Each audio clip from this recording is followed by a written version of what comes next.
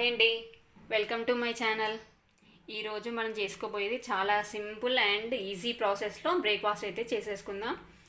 ఏ పిండి మనం నానబెట్టలేదు, సడన్గా పప్పు ఇంట్లో నానబెట్టలేదు అని అనుకున్నప్పుడు, అప్పటికప్పుడు ఏదైనా టిఫిన్ చేయాలనుకున్నప్పుడు ఇదైతే బెస్ట్ టిఫిన్ అండి.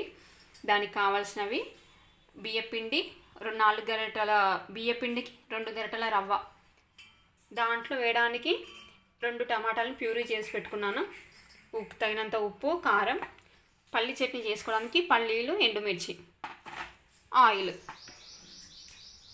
ఇప్పుడు ఈ పిండిలో తగినంత ఉప్పు, కారం వేసుకోవాలి.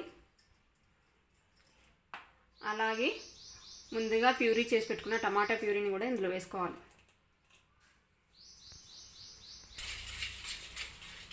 ఇప్పుడు దీని మొత్తాన్ని మంచిగా కలుపుకోవాలి. ఇప్పుడు ఈ ప్యూరీ దాంట్లో కూడా కొన్ని వాటర్ పోసి, ఇవే వాటర్ పోసేసుకుందాం. కొద్దిగా వాటర్ పోసుకుంటూ కలపాలి.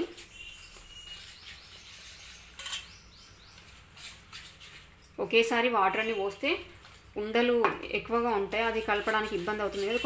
కొద్దిగా వాటర్ పోసుకుంటూ ఉండలు లేకుండా కలుపుకోవాలి.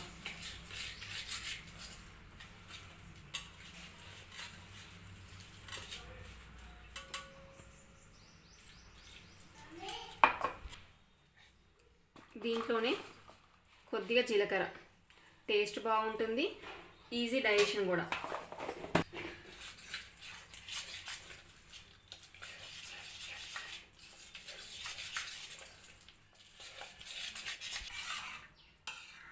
ఈ కన్సిస్టెన్సీ వచ్చే వరకు వాటర్ పోసి కలుపుకోవాలి. ఇలా జారుగా ఉండాలి పిండి అంతా. ఇప్పుడు దీన్ని కాసేపు నాననిద్దాం.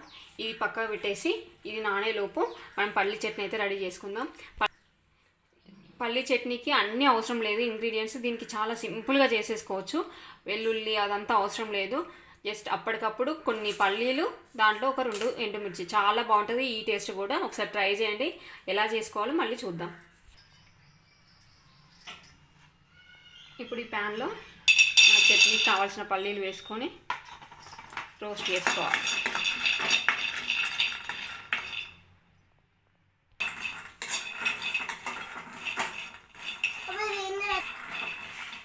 ఇలా చిన్న ఫ్లేమ్ మీద వేయించుకోవాలి. పెద్దగా మంట ఎక్కువ పెట్టిందంటే త్వరగా మాడిపోతుంది, లోపల పచ్చిగా ఉంటాయి. కాబట్టి చిన్నగా లో ఫ్లేమ్లో మెల్లిగా వేయించుకోవాలి.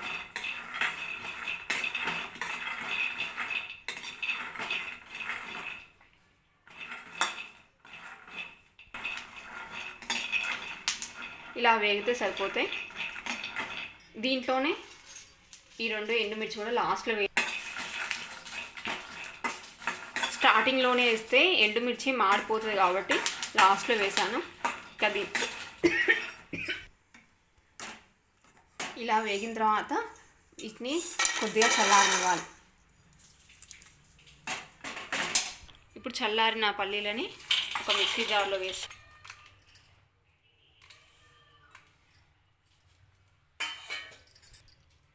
దీంట్లో తగినంత ఉప్పు,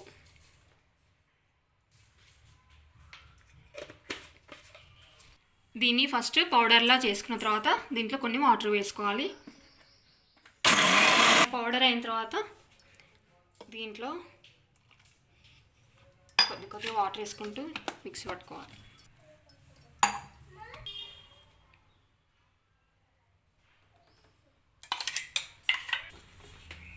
ఇప్పుడు ఈ పల్లి చట్నీని పోపు చేసుకోవాలి. పోపుకి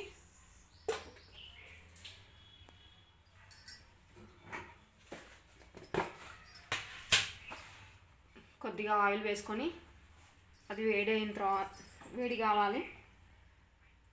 ఆయిల్లో కొద్దిగా ఆవాలు, కొద్దిగా పసుపు,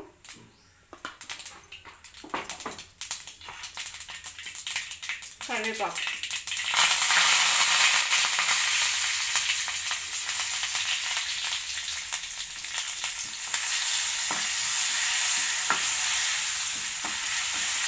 ఇప్పుడు ఈ పోపుని ఈ పల్లి చట్నీలో వేసుకున్నాం.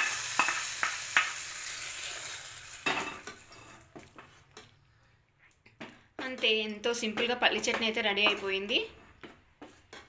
ఇప్పుడు దీన్ని పక్కకు పెట్టేసి మనం ముందుగా కలిపెట్టుకున్న పిండి ఉంది కదా, దీంతో అట్లయితే వేసుకుందాం.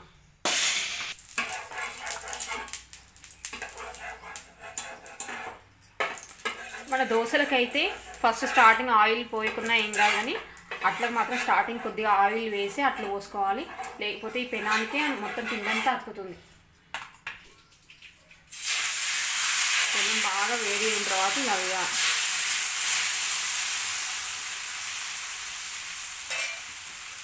దీని మీద కొద్దిగా ఆయిల్, దీన్ని ఒక 2 నిమిషాలు మూత పెట్టాలి ఉడికేలాగా.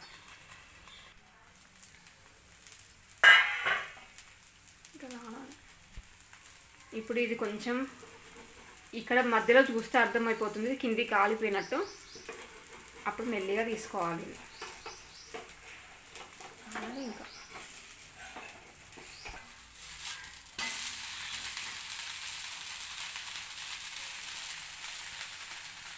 ఇలా 2 వైపులా కాల్చుకోవాలి.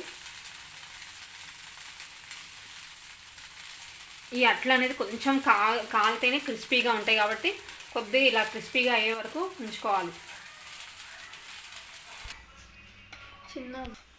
ఇలా అట్లు రెడీ అయిపోయిన తర్వాత మనం ముందుగా చేసుకున్న పల్లి చట్నీని వేసుకొని సర్వ్ చేసుకోవచ్చు.